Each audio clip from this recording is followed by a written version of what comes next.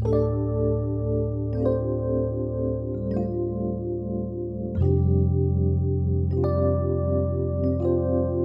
दोस्तों, पिछले एपिसोड में आपने देखा कि ज़ेब कादिर के साथ अपनी तस्वीर देख पहले तो उसे कोसती है, फिर उसे याद करके बेइंतहा रोती है। भारी बर्फ और ठंड में नारायण जी आते हैं और बेचैन अल्फाजों में हाजी साहब को बताते हैं बीती रात उन्हें बॉम्बे से फोन आया था कि कादिर को वहां की पुलिस ने पकड़ लिया है। ये सुन हाजी साहब की रगों में जैसे खून जम जाता है। हाजी साहब रात भर कादिर के बारे में सोचते और करवटें बदलते रहते हैं। अजीजी ने उन्हें पहले कभी भी रात में यूं बेचैन और करवटें बदलते नहीं पाया और ना ही उनका ऐसा लहजा, ऐसी बेचैनी किसी बेइंतहाई हालत में भी कभी महसूस की। हाजी साहब दम घुटने की बात करके अजीजी का ध्यान कहीं और भटका देते हैं और वापस लेट जाते हैं। अगली सुबह हाजी साहब सवेरे सवेरे नूर मोहम्मद के यहाँ निकल पड़ते हैं। अब जनाब सुभाना नाम का एक शख्स जो सिंघाड़े बेचकर अपना घर चलाता है, उनके हाउस बोट से निकलने से पहले उनसे मिलता है। अब पैसे ना होने के कारण और ठेकेदार का उसको बिना पैसे सिंघाड़े ना देने की वजह उसे बेरोजगार किए हुए है। अब हाजी साहब जो खुद बेशुमार परेशानियों से गुजर रहे हैं, किसी तरह उसकी मदद करने का उसे वादा करते हैं। हाजी साहब नूर मोहम्मद के बगैर पहुंचते हैं और उसे कादिर की गिरफ्तारी वाली बात बताते हैं। हाजी साहब की नासाज हालत देखकर नूर उन्हें अपनी सेहत पर तवज्जो देने की सलाह देता है। हाजी साहब को अपनी नहीं बल्कि अजीजी की ज्यादा फिक्र है। वो इस गुमा में है कि जब अजीजी को कादिर वाली बात की सच्चाई पता चल जाएगी तो क्या होगा। ये फिक्र उन्हें अंदर ही अंदर खाए जा रही है।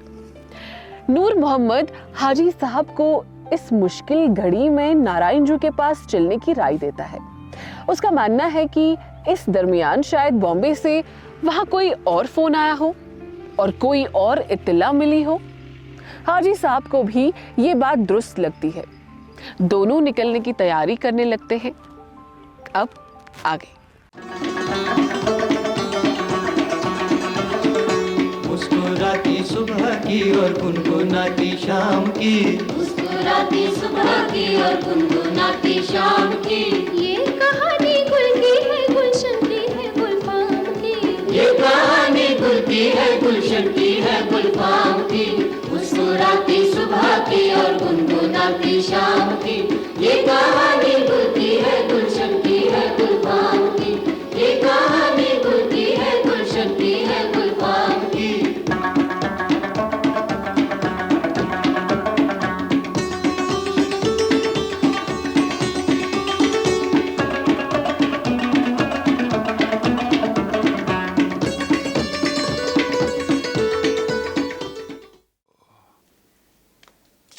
बाबा, आप इतनी सवेरे?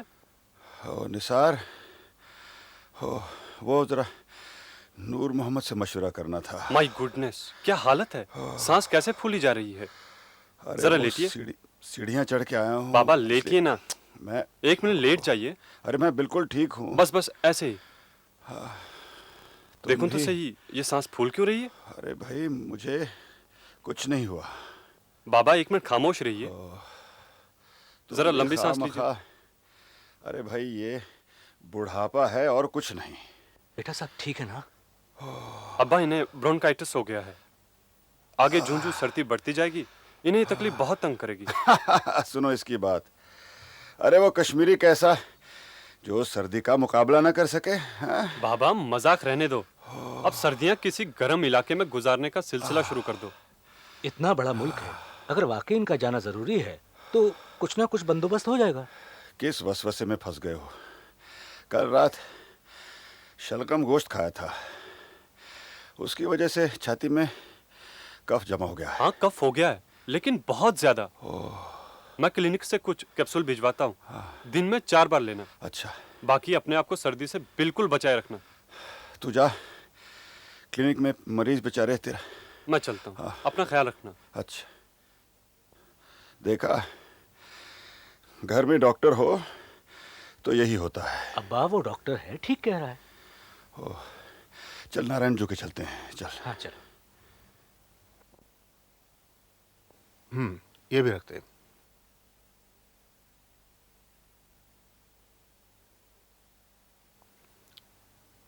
अरे ये भी रख दिया इसमें, यहां क्या पहनूंगा मैं, निकाल दे इसे, इसे रखते।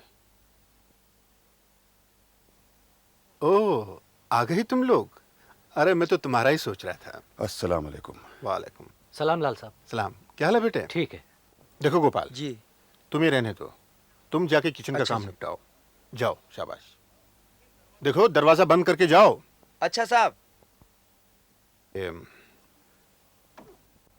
नूर मोहम्मद को सब कुछ बता दिया? अब क्या सोचा लाल साहब? बेटे कुछ सूझ नहीं रहा है। कल रात देर गए तक बॉम्बे टेलीफोन करने की कोशिश कर रहा था, लेकिन लाइन मिली ही नहीं। तबाह हो गए नारायण जू, तबाह हो गए हम सब। इस तरह छाती पीटने से काम नहीं चलेगा, कोई ना कोई सबील निकल ही आएगी। अब मैं हफ्ता भर पहले बॉम्बे इसलिए तो जा रहा हूं कि वहां जाकर पता करूं कि आखिर मामला क्या है और कादिर को किस तरह छुड़वाया जा सकता है। अब्बा को भी साथ ले जाइए लाल साहब। एक तो यह है कि कादिर अगर छूट गया तो ये उसे वापस कश्मीर लाने में कामयाब होंगे। दूसरा यह है कि अब्बा को ब्रोंकाइटिस है और निसार ने इन्हें किसी गर्म इलाके में कुछ देर रहने का मशवरा दिया है। इनकी सेहत भी वहां ठीक रहेगी। इस जैसी बात और क्या हो सकती है। सच पूछो तो मुझे ये डर अंदर ही अंदर खाया जा रहा है कि कादिर मेरी बात मानेगा भी कि नहीं। तुम्हारी और अहमद की बात दूसरी है। तुम लोग मुझे बहुत इज्जत देते हो, लेकिन कादिर तो सर फिरा है। वो अपने बाप को खातिर में नहीं लाता। मेरी तो बात ही क्या। नहीं, मैं नहीं जाऊंगा। भाड़ में जाए वो। ठीक है, तड़पने तो अपनी बहू ज़ेब को, घुट घुट के मर जाने दो उसे। अब्बा तो यूं ही कह रहे हैं लाल साहब। अगर इन्हें ज़ेब और उसके बच्चे का ख्याल ना होता तो इतनी सुबह मेरे पास चले आते। पता है मुझे। ये तो बहुत अच्छा हुआ कि डॉक्टर ने मशवरा दिया है इन्हें गर्म इलाके में जाने के लिए। भगवान की दया से मोहन के बंगले में बहुत जगह है। कितने खुश होंगे वो तुम्हारे आने से वहां। ठीक है, चलता हूं तुम्हारे साथ। ये भी करके देखता हूं, शायद इसी से बेचारी ज़ेब का नसीबा बदल जाए। ये हुई ना मर्दों वाली बात। लेकिन अजी से कौन कहेगा? भाभी को समझाना मेरा काम है, तुम बेफिक्र हो। मैं तुम्हारी भी रिजर्वेशन करा लूंगा। भाई दोनों मिलकर काम करेंगे तो दुनिया जीत जाएंगे।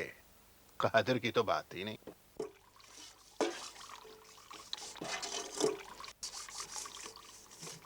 जब तुमने जाने का फैसला कर ही लिया है तो इस तरह सोच में क्यों डूबे हो? वहां तुम्हारी सेहत अच्छी रहेगी, 2 बेटे भी हैं वहां। यहाँ वालों की याद तुम्हें नहीं सताएगी। इतने दिन तुमसे दूर कभी नहीं रहा, मालूम नहीं रह पाऊंगा भी कि नहीं। क्यों नहीं तुम भी साथ चलती? अगर मैं चल पड़ूं तो इस घर को कौन संभालेगा? कबाड़ खाना बन जाएगा। और इन हाउस बोटों की देखभाल भी कौन करेगा? और मैं वहां क्या करूंगी? वहां तो कोई खाना बनाने नहीं देगा। हाथ पर हाथ धरे बैठूंगी तो निकम्मी हो जाऊंगी। ना बाबा, मैं तो नहीं जाऊंगी। ये बिलाल को भी साथ नहीं ले जा सकता? 2 साल का बच्चा क्या माँ के बिना रह सकता है? मैं भी वही सोच रहा था। तुम नहीं होगी, बिलाल नहीं होगा तो मेरा दिल कैसे लगेगा वहां? जान है तो जहान है। तुम्हारी सेहत ठीक हो जाए और वहां नारायण जू के होते हुए तुम्हें किसी की कमी महसूस नहीं होगी। नारायण जू तो होगा वहां। अच्छा देखो, वो तुम्हें कुछ रुपए दिए थे, उनमें से 500 रुपए ला दो। अब कौन सी जरूरत पड़ गई? अरे भाई, कहा ना ला दो, हर बात की तफ्तीश नहीं किया करते। जाओ ला दो।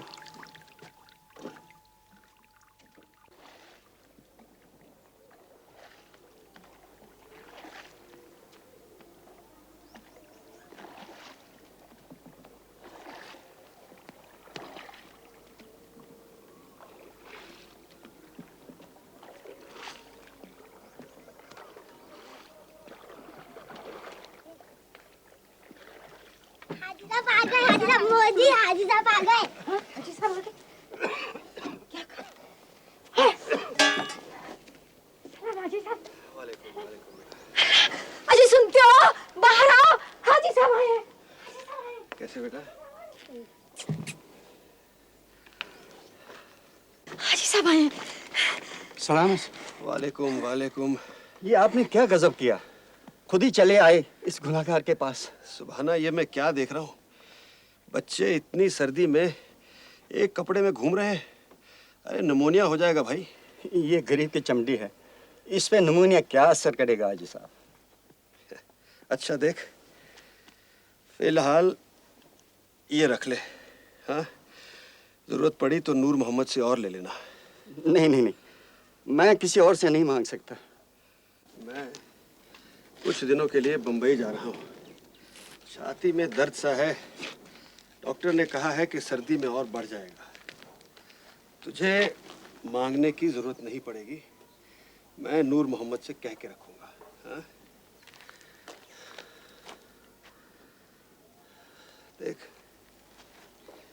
ये कुछ पैसे और रख ले, बच्चों के लिए कपड़े खरीद लेना।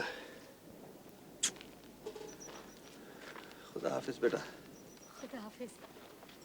जा, मेरा दस्तगीर तुझे मोहरों का अंबार दे। मेरा अल्लाह तुझे हर तकलीफ से आजाद करे, तुझे लंबी उम्र दे। अरे बस बस बस।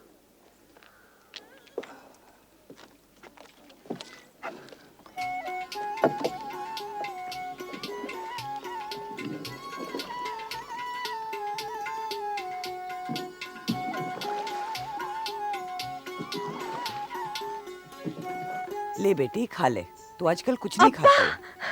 अरे परवीन, अरे बेटे कब आई?